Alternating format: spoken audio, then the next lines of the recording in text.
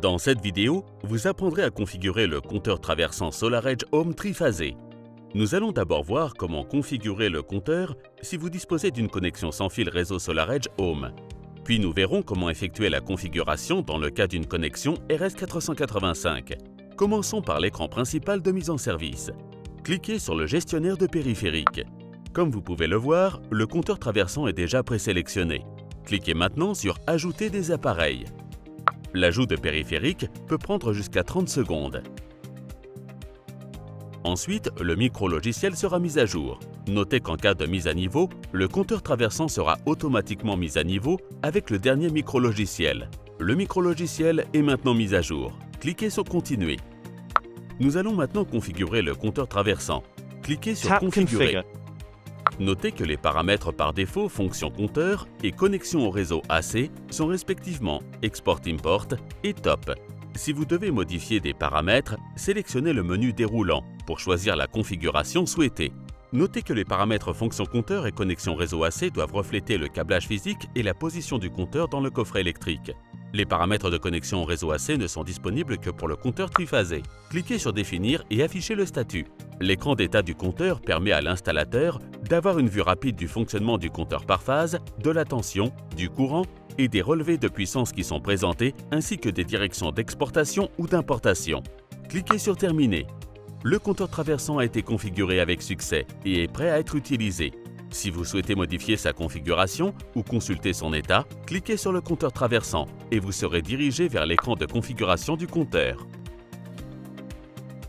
Maintenant, passons au processus de configuration en cas de connexion RS485. Commencez par configurer l'ID Modbus du compteur traversant sur l'écran LCD en utilisant les boutons du compteur. Appuyez sur l'un des 3 boutons pour afficher l'écran par défaut.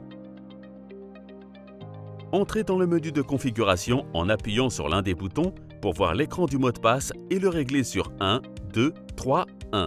Dans le menu principal, sélectionnez ID Modbus. L'adresse par défaut est réglée sur 2. Si un autre paramètre est utilisé, assurez-vous de configurer l'onduleur en conséquence.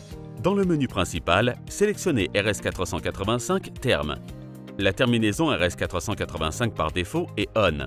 Configurez la terminaison RS485 en fonction de l'emplacement du compteur sur le bus RS485. Ensuite, allez dans l'écran principal de mise en service de Setup et choisissez Communication du site. Cliquez sur RS485 1, Modbus, appareil multiple. Maintenant, appuyez sur Ajouter un appareil Modbus. Puis, cliquez sur Compteur. Maintenant, cliquez sur Compteur 1 pour commencer la configuration. Si vous devez modifier les paramètres de configuration, utilisez les flèches situées à droite et le menu déroulant pour configurer.